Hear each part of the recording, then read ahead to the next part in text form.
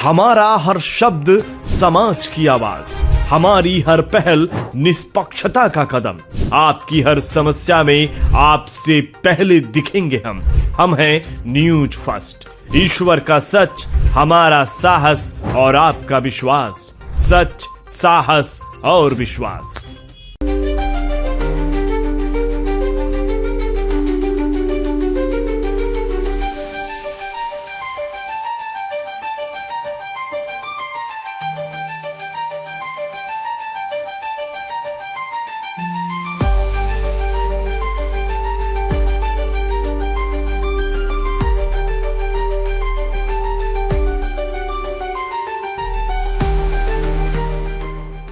Numismatic research institute Nagpur द्वारा आयोजित 3 दिवसीय नागमनी 2025 ऑल इंडिया कॉइनमेटिक एग्जीबिशन ने दर्शकों और इतिहास प्रेमियों का ध्यान खींच लिया है। इस प्रदर्शनी का उद्घाटन 24 जनवरी 2025 को प्रख्यात इतिहासकार और पुरातत्वविद डॉक्टर बंशलाल गुप्ता ने किया। उद्घाटन के दौरान संग्रहणीय सिक्कों और दुर्लभ धरोहरों ने सभी को मंत्रमुग्ध कर दिया। दुर्लभ सिक्कों और ऐतिहासिक धरोहरों का अनूठा संगम प्रदर्शनी में किरण ठाकुर चैपलवार द्वारा उनके ऐतिहासिक कार्यों और दुर्लभ सिक्कों का संग्रह खास आकर्षण का केंद्र बना हुआ है। इतिहास और संग्रहालय में रुचि रखने वाले आगंतुक इन धरोहरों को देखकर अपनी संस्कृति से जुड़ने का अनोखा अनुभव कर रहे हैं। दर्शकों की बढ़ती संख्या। प्रदर्शनी के दूसरे दिन नागपुर और आसपास के क्षेत्र में बड़ी संख्या में दर्शक शामिल हो रहे हैं। प्रदर्शनी में पुरातत्व और ऐतिहासिक शोध से जुड़े सेमिनार भी आयोजित किए जा रहे हैं, जहां विशेषज्ञ अपने ज्ञान का अनुभव साझा कर रहे हैं। 26 जनवरी को होगा भव्य आयोजन। इस भव्य आयोजन का समापन 26 जनवरी को शाम 4 बजे होगा। इस मौके पर महाराष्ट्र रिटायर्ड ट्रिब्यूनल के प्रमुख सदस्य श्री नागेश एस मुख्य अतिथि के रूप में उपस्थित रहेंगे। 3 उत्कृष्ट प्रदर्शनकर्ताओं को पुरस्कार देकर सम्मानित किया जाएगा। इसके अलावा सभी प्रतिभागियों को प्रमाण पत्र और उपहार दिए जाएंगे। हमारे साथ जुड़े हैं अशोक सिंह ठाकुर सर। उनसे जानते हैं कि एग्जीबिशन की क्या विशेषताएं है और हमें वो अभी बताएंगे। देखिए, ये जो एग्जीबिशन है ये न्यूमिस्मैटिक रिसर्च इंस्टीट्यूट द्वारा आयोजित नागमनी 25 इसका नाम है और ये 17वां साल है। ये लगातार 17 सालों से ये एग्जीबिशन एक ही जगह इसी हॉल में ही होता है। इसकी खासियत ये है कि सेंट्रल इंडिया का ये सबसे बड़ा एग्जीबिशन है। यहाँ पूरे इंडिया भर के कॉइन कलेक्टर और कॉइन डीलर एक साथ आते हैं। हम इसको बोल सकते हैं कि नागपुर में एक बहुत बड़ा ये संगम है डीलर का और सिक्का संग्राहकों का। और इसकी खासियत ये है कि सिक्का संग्राहक भी पूरे इंडिया भर से उन्होंने आए हैं और उन्होंने अपना एग्जिबिट किया है। और ये एग्जीबिशन निःशुल्क है, यानी इसमें किसी से एक पैसा नहीं लिया जाता। एक बात और मैं बताना चाहूंगा कि यहाँ हर बच्चों के लिए हमने एक स्पेशल गिफ्ट रखा है। उस गिफ्ट पैकेट में एक सिक्का है और एक नोट है। आने वाले हर बच्चे को हम लोगों ने यहाँ पर लगातार 3 दिन तक एक फ्री गिफ्ट भी देते हैं, ताकि वो बच्चों में सिक्का जमा करने का एक उसको एक हॉबी डेवलप हो। इस माध्यम से वो भी फ्री में है। और जो चीज आपको म्यूजियम में नहीं देखने को मिलेगी वो आप यहाँ आइए, आपके यहाँ आके देखिए आप लोग और उसका आनंद लीजिए और अपने इतिहास से रूबरू होने की कोशिश कीजिए। क्योंकि जो सिक्का होता है ना, सिक्का एक रिटन एविडेंस है। सिक्के पे जो लिखा होता है वही सच्चाई है। सिक्का एक आईने की तरह होता है। कई राजाओं ने सिर्फ तांबे के ही सिक्के निकाला, तो आप ये समझ सकते हैं कि वो राजा की स्थिति कैसी होगी। कुछ राजाओं ने सिर्फ चांदी के निकाला और कुछ राजाओं ने तो सिर्फ सोने के ही सिक्के निकाला।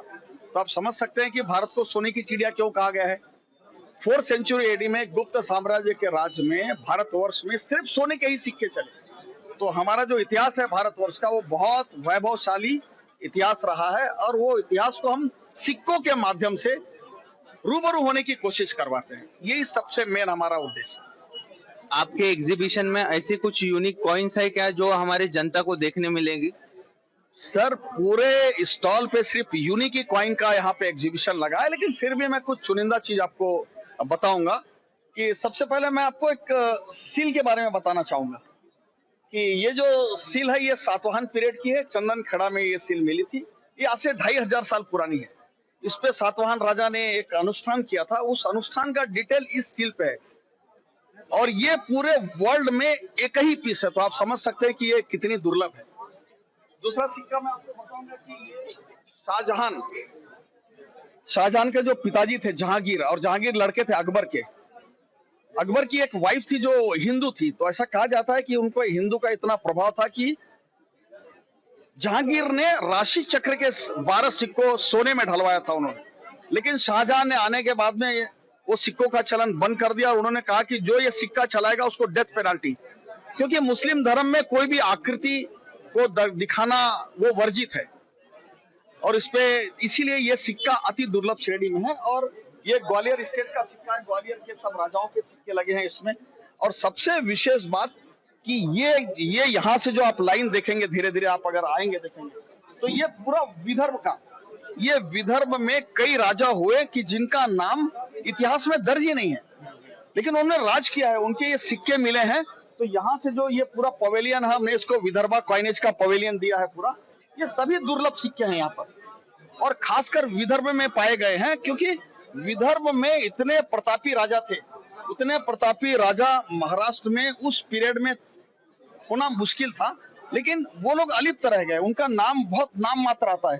लेकिन कुछ सिक्के ऐसे मिले, कुछ रिंग ऐसी मिली कि उनका क्रोनोलॉजी हमें पता चला, इसीलिए ये खास इस फ्रेम लगाई गई है विदर्भ के प्राचीन राजाओं के सिक्के। क्योंकि देखिए उस जमाने में सोने के सिक्के नहीं चले थे, तो जो सिक्के चले थे, जो मिले, वो सिक्के हम लोगों ने यहाँ पर दिखाया। और सबसे बड़ी बात की यहाँ पर पंचमार्क, जहाँ से कॉइनेज की शुरुआत होती है। इतिहास से जुड़ने का अवसर। नागमणि 2025 केवल प्रदर्शनी नहीं है, बल्कि यह एक ऐसा मंच है जो युवा पीढ़ी को अपने इतिहास और धरोहरों से जोड़ने का काम कर रहा है। यह आयोजन सिक्कों, मुद्राओं और संग्रहणीय वस्तुओं के माध्यम से अतीत की कहानियों को जीवंत बना रहा है। सभी इतिहास प्रेमियों के लिए आमंत्रण। यदि आप इतिहास, पुरातत्व और संग्रहणीय वस्तुओं में रुचि रखते हैं तो यह प्रदर्शनी आपके लिए एक सुनहरा अवसर है। नागपुर के सीताबर्डी स्थित आर्यन बोर्ड में आयोजित इस प्रदर्शनी में शामिल होकर अतीत की इन अनमोल धरोहरों का अनुभव करें। तो आइए नागमणि 2025 का हिस्सा बने और इतिहास के इस अद्वितीय अध्याय को करीब से जानें। नागपुर से न्यूज़ फर्स्ट के लिए राहुल उराते और विलास की खास रिपोर्ट।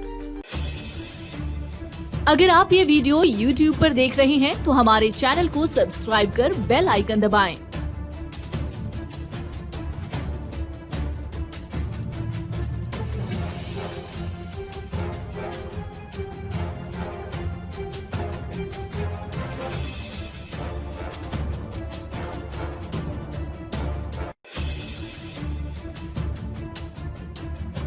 और Facebook पर देख रहे हैं तो हमारे पेज को लाइक करें।